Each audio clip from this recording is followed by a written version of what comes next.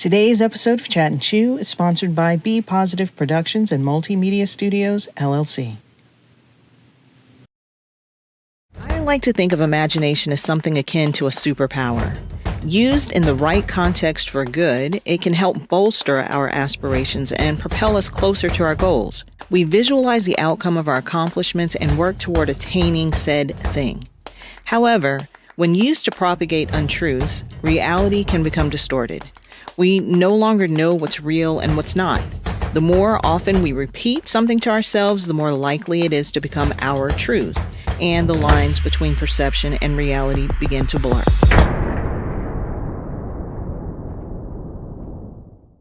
And that, ladies and gentlemen, is a wrap.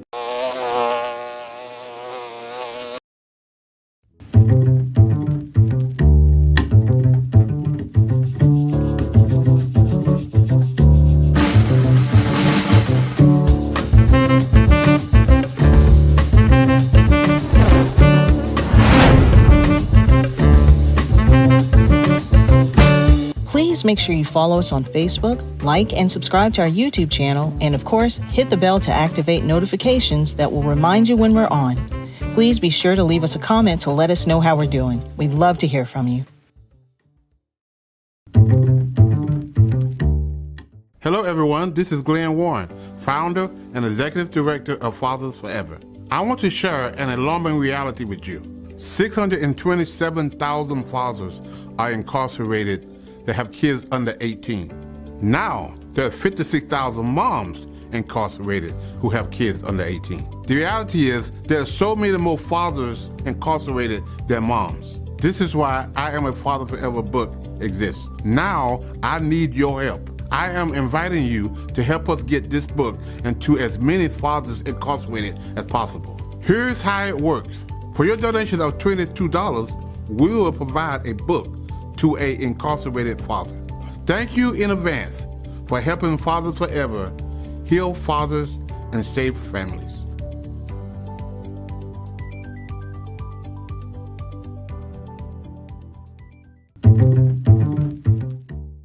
There is a crisis in our country, our state, our city, our communities, in our neighborhoods, and finally, in our home. It's called recidivism, a word that means a person's tendency to relapse into previous criminal behavior after being released from prison. A study updated in 2008 by the Bureau of Justice shows us that 5 out of 6 released from prison end up reoffending and going back to jail within 9 years of their release date. On the surface, that might seem like prison is not a significant punishment because people are constantly going back to prison. However, there's a lot of other factors that could contribute to this higher number of recidivism or reincarceration. With our community facing continual mental health crisis, substance abuse on the rise, unemployment issues, as well as individuals who are sometimes unemployable because of their low job skill, in part because of their past and current criminal behavior that keep leading them to reincarceration. Housing still remains a major problem, which has increased homelessness that in itself create lots of other anxieties that lead up to other criminal and reincarceration. As a nation, we have to educate one another on these issues. It's far more complicated than just saying, lock them up and throw away the key. Some people think eliminating recidivism is simply to push for harsher punishment. Others believe that healthcare, education, job training programs, access to a host of other opportunities will reduce recidivism. It's better for the men, it's better for our family, and it's better for our community. We here at Fathers Forever believe that this is far more better than harsh treatment. In fact, we believe in it so much, we have actually been reducing recidivism since 2017. We currently have 5 houses for guys just coming home from prison. More often than not, these guys come to us still dressed in their prison uniform. Our 5 houses, a total of 38 beds, are home for these men for 3 to 4 months. One of those beds was given to this week's studio guest, Jamie Williams. Our topic today is, let's not lock them up and throw away the key. I know some of you are tuning in during your lunch break, so let's chat and chew while you do.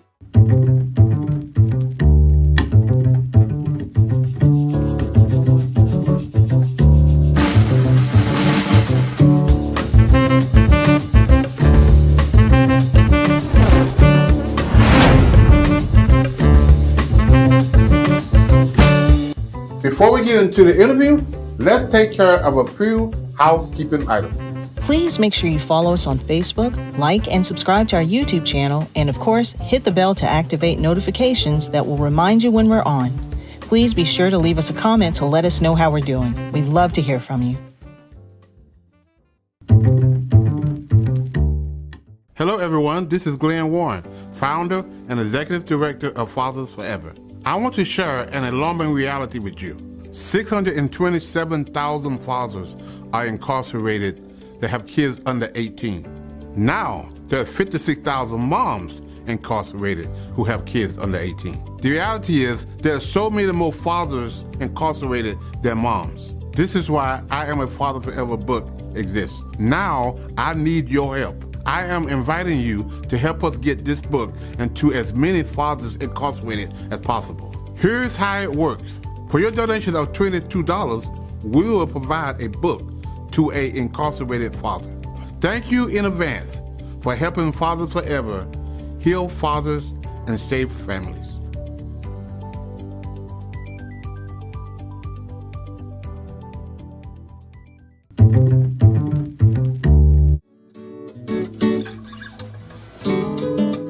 Mr. Jamie Williams was incarcerated for 4 years before undergoing the reentry process. Although initially reluctant to participate in the Fathers Forever program, he quickly earned the trust of Dr. Warren and staff and currently serves as a supervisor for My Daddy's Detail, as well as a manager for 2 of the Fathers Forever houses. Help me welcome our guest to the studio, Jamie Williams. So Jamie, tell us a little bit about yourself. I am a father of 4, grandfather of 5. I was recently incarcerated. Well, about 4 years ago, I was incarcerated. I did about 4 years. And after that, I came to Fathers Forever, and I've been here ever since. Wow. Okay.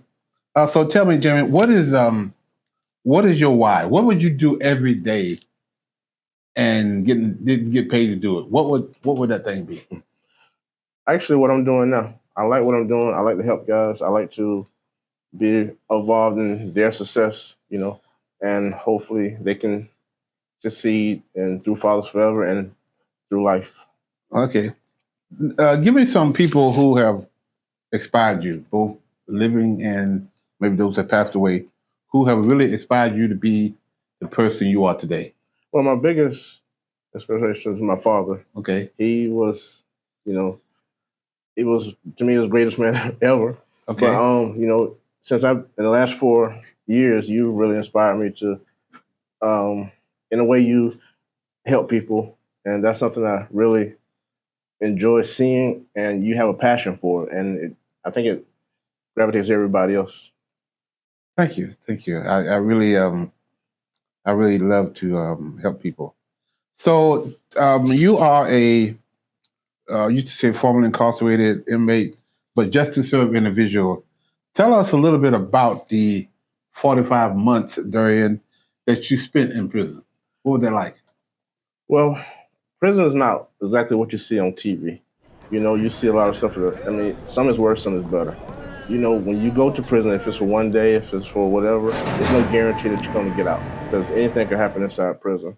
My experiences weren't that bad, but it's like the food is terrible. A lot of stuff is not. You shouldn't want to live like that. Okay. For those who just tuning in, the April month is considered re-entry month, and so today we are interviewing Jamie Williams, one of our former clients. Now is one of our employers, and we just wanted to take the time to interview him about what it was living an incarcerated life. So we're going to dig into this just a little bit more, Jamie, about what it was to live an incarcerated life. What was the thing that you feared on a regular basis while you was incarcerated? Well, you always fear that you could make somebody mad, you could do something to hurt somebody, or maybe hurt their feelings, and they try to retaliate against you. You know, somebody get mad, be having a bad day, you do something wrong, and they could come at you and try to, take your life or really hurt you. Wow. Were there fears that you had for your family while you was incarcerated? What were some of the concerns that you had for your family? Well, the concerns I had is because I can't help them. I can't be there to protect them. Excuse me. I can't protect them in any kind of way. I can talk to them and tell them how to do certain things, but I can't. If anything happens, then there's nothing I could do. Does that make you feel real helpless? Yes, it did. Real helpless. And that brought a lot of anxiety? Mm-hmm.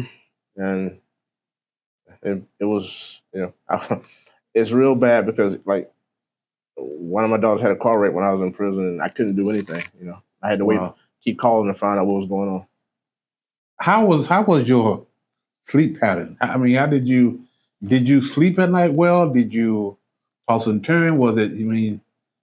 Yeah, I toss and turn. You don't really sleep well because it's a lot of noise. There's a lot of people talking. It's a lot, and you have to really watch your surroundings. So I didn't sleep that well. It's just because you always have to be aware of your surroundings. Did you ever feel like your life was in danger? Once or twice, yes. We had once or twice I did. Did you have regular visitors? I mean, did your family come to visit you on a regular basis? Actually, I didn't want my family to come and visit me because in the visitation room, it's in the cafeteria where it's a lot of other inmates and anything could happen. And I didn't want to put my family in that environment. Wow. Did they how many times did they come and see you? I never want. I never. You never wanted to come. Okay. Did they ever ask to come to see you? Yes. Mm-hmm. And what did you tell them why you didn't want them to come see you? That at that time I just didn't want them to come, or I was going to be moving to another place soon. And when I got closer to home, I Right. never ever wanted them to come. Right. How did you communicate with your family for the most part? I called them. At least one of my kids every day to Okay.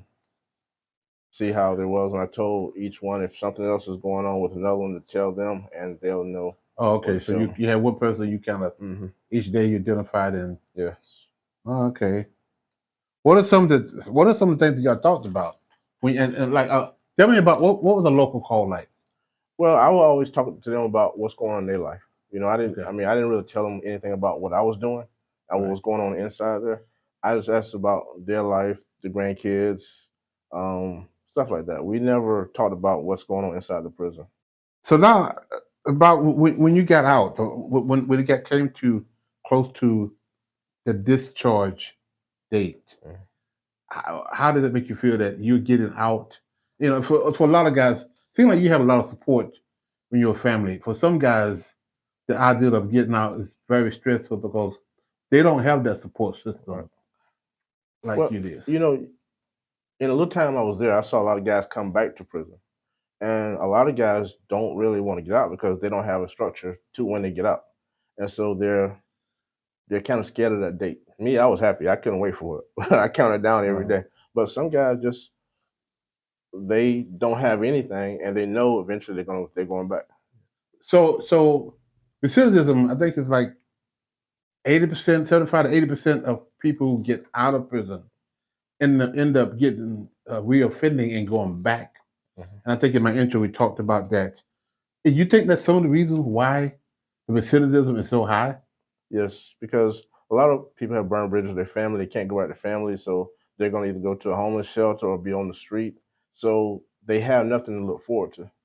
So prison is 3 hot meals, and so some people feel that that's easier, and then at one time it was hard to find jobs, and that's kind of easing up now. But that was a real bad thing. Right. So the fear of not being able to survive on the outside is greater than the fear of being incarcerated. Yes, for some guys it is, and Wow. it's hard to believe that, but yeah, some guys it is. Man. So it changes perhaps some people's perception of what recidivism is, or they feel like this guy just can't stop committing crime because, and maybe he's committing crime because he want to go back because life on the outside is so unpredictable and so stressful that he would rather be in.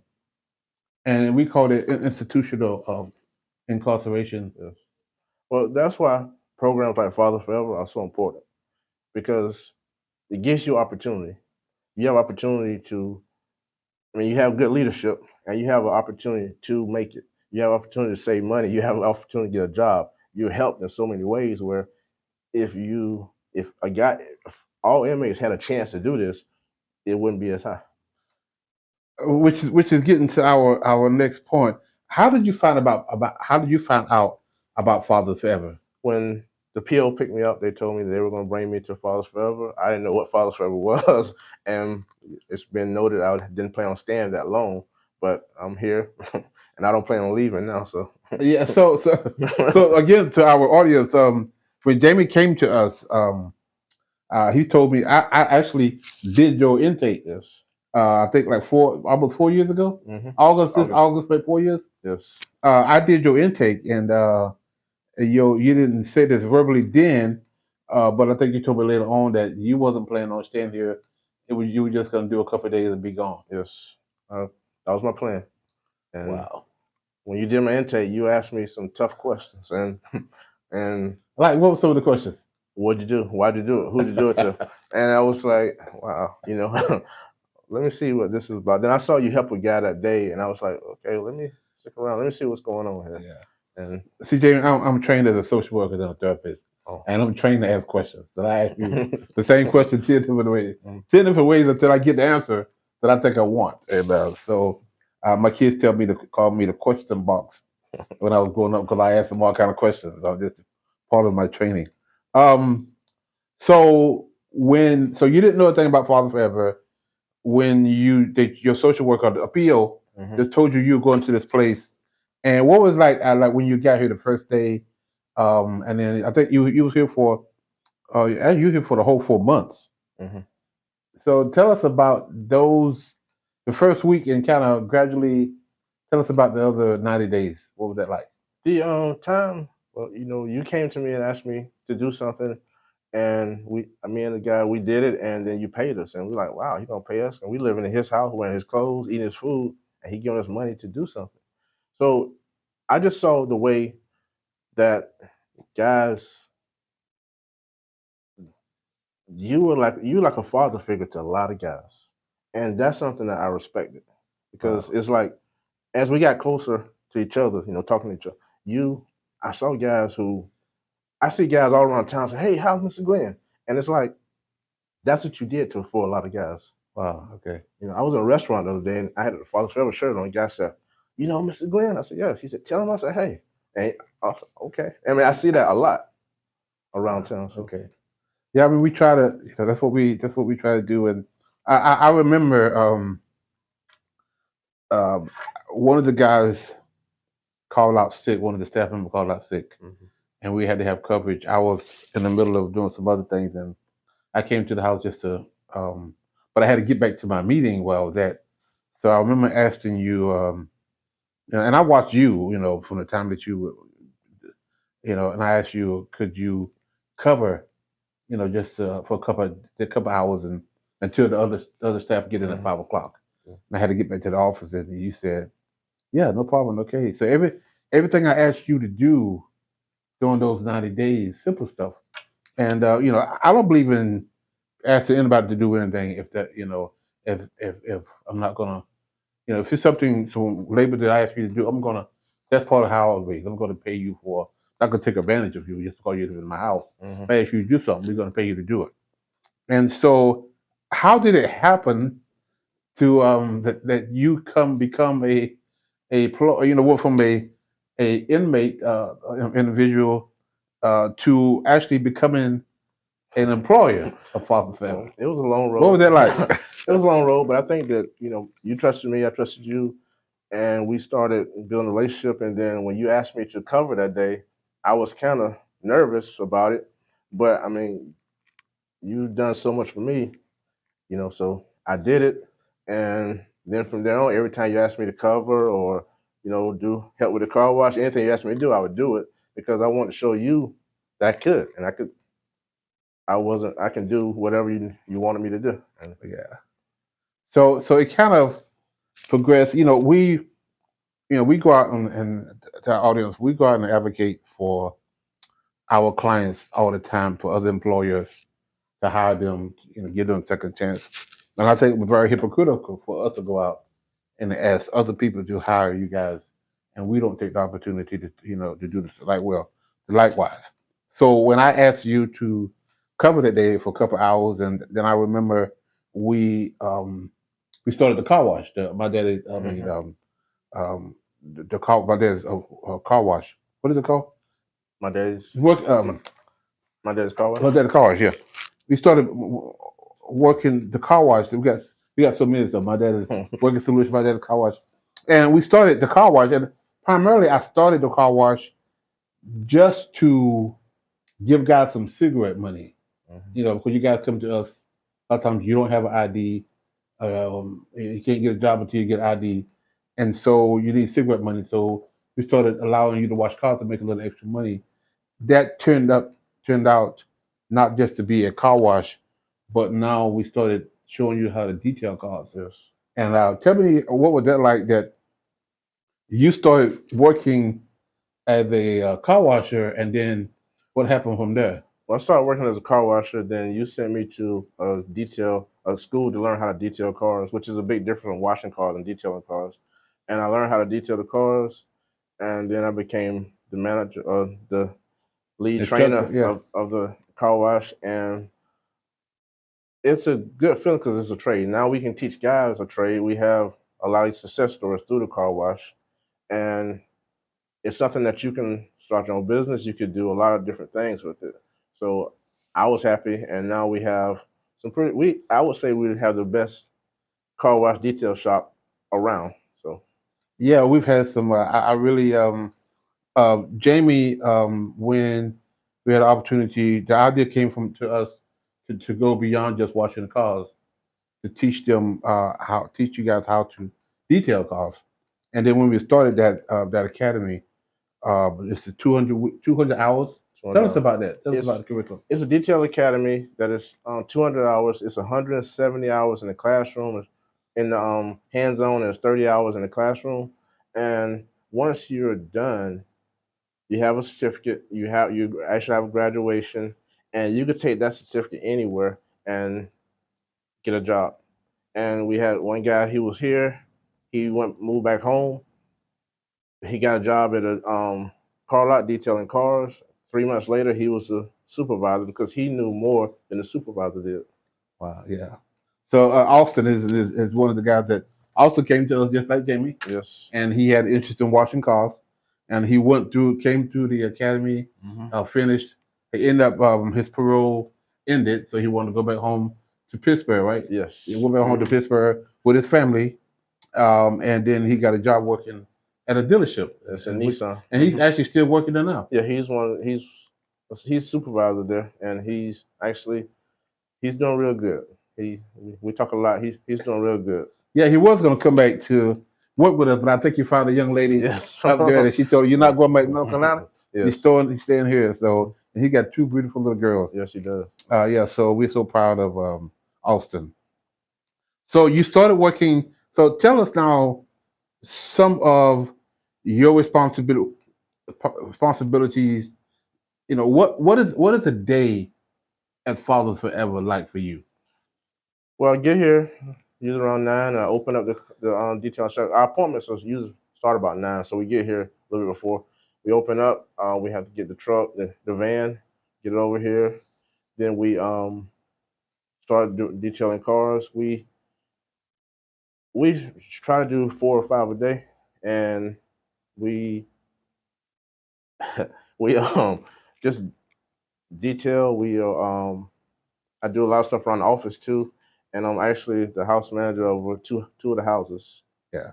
So Jamie wears a lot of hats. He's very modest.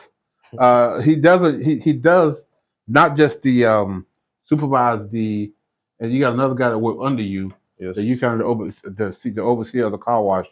But Jamie, he helps with the food bank. Yes. But he helps. We have 38 beds, and we have to feed 38 guys 3 times a day. So they require a whole lot of food. So Jamie is one of the ones that go to the food bank, get the food, help pack the food up, put it in the refrigerator, do all those things. Jamie is also one of the managers of 2 of the houses. He got a staff under him that kind of work and help him help the other guys. Jamie is a team player.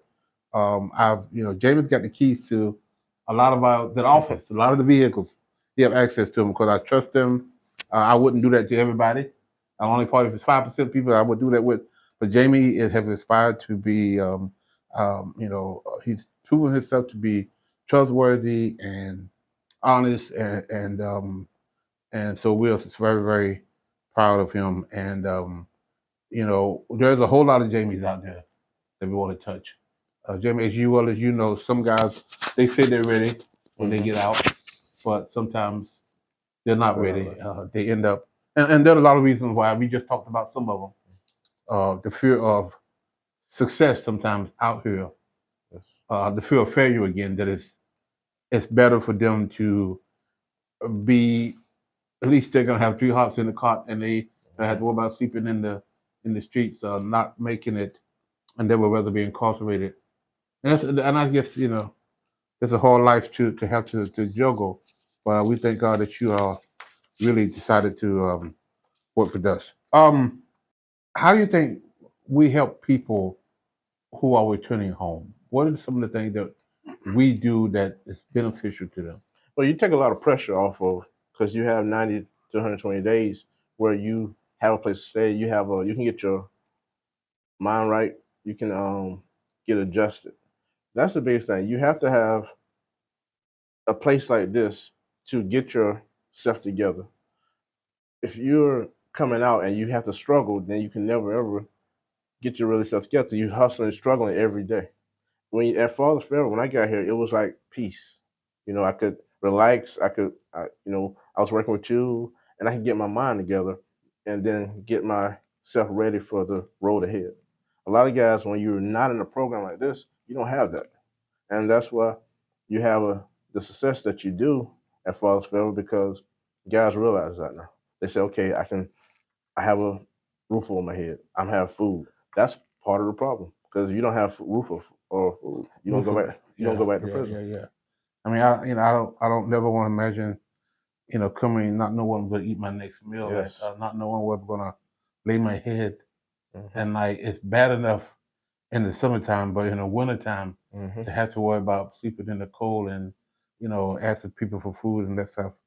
I can't imagine what that's like. I don't, and I that's one reason why, I ask people all the time, what is it? What's your why? Or what would you do for free, every day? And this is what I would do. Yes. In fact, I did it for free for almost 7 years. But we didn't have any money, and I was living on my retirement, and that's another whole story. But I really believe in helping people, giving people second chances. So I'm going to read a quote to you, and I want you to tell me what do you think about this quote. Because two of the classes that we teach in our 12-week curriculum is about gifts and talent. I'm a firm believer of destiny and purpose and gifts and talent. God given all of us gifts and talents and abilities, and it's up to us to pursue it. So, what do you think about this quote? If we are all born with gifts and talents, then it's within ourselves to pursue them. That's true. That's 100% true. Why do you think that is? Because you have to realize that talent and it's a gift to have, and you have to pursue it. It's God given, and it's something that you really have to pursue once you have that gift. What do you think your gifts and talents is? My biggest probably talent is I I'm a leader of men. I can lead men to do things. I mean, and I'm honest with them, and they'll follow me because they realize he's been through it. Right, He knows how to do it, and he's done it. right. I am a firm believer, Jamie, in When I go to bed at night now, I don't worry about what's going on in the houses that you manage. I go to sleep with my eyes, and knowing that there's a problem, that you're going to handle it. If there is a problem that you can't handle, you're going to call me. I thank you for the opportunity to share your story with us, with our audience. I also thank you for the opportunity for me being a part of your life and you being a part of our life. I talk about you all the time. Everywhere I go at, I'm always talking about Jamie Williams, and I look to you as a son. One of my sons, and anything that you need, you can ask us. And again, I just want to tell you how much we appreciate you, and thank you again for sharing your story. No problem. Thank you. Any final words? Happy to do it. Okay, great. Here's 3 ways you can support our Dads at a Distance initiative. Give a copy to a family member, our friend. Donate monthly, a book monthly, 5 books monthly, how many books you want to do monthly donation. Reverse book signing, your church, your business. You can make a donation go to our website at www.afatherforever.com and go to our PayPal at Fathers Forever. Our Cash App is $Fathers Forever. Make your donation today. Please include in the note section, include DAAD. Again, include in the note section DAAD.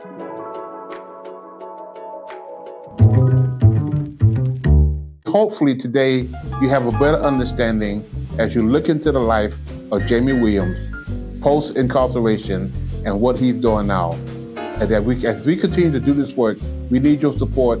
And again, we wanted to do this to give you a better understanding of how a person who's coming back from incarceration, how the community could be a key to their success or their failure. Thank you very much. I hope you really enjoyed this broadcast. Until next time, this is Dr. Glenn Warren. You've been watching Chat-N-Chew. Take care. If you or someone you know would like to be a part of the show, please visit our website at www.afatherforever.com or call us at 919-779-9905. The Chat-N-Chew podcast streams Thursdays at 12 p.m. on YouTube and Facebook. To schedule a reverse book signing or to find out more information about how you can become a part of the programs you heard us mention today, please be sure to stop by our website as well. Hello, everyone. Welcome to Fathers Forever University. My name is Glenn Warren, and I will be your instructor. Fathers Forever University is a remote learning experience where we take our 12-week class, and we meet here every Thursday night from 6 until 7, and we talk about fatherhood. We talk about domestic violence. We talk about where your child support money is going. We teach classes about fatherhood and how important it is to be in your child's life. So these 12 weeks is going to be very important for you guys to understand and the concept of fatherhood and what we're trying to teach you. Fathers Forever University is broken down into 12 weeks, and you can start at any time during those 12 weeks. The key to it is finishing those 12 weeks. Every lesson is in lecture format, where you listen to that lecture, and then on Thursday nights, we discuss that lecture. The Thursday night discussion is where your homework will be due. Part of your homework assignment every Thursday night is to one, we'll ask you the question, what did you learn? And the second question, how am I going to apply what I learned? We also have specific assignments for each lesson in the notes below. This has been an introduction into Fathers Forever University. Now let's get started in lesson 1.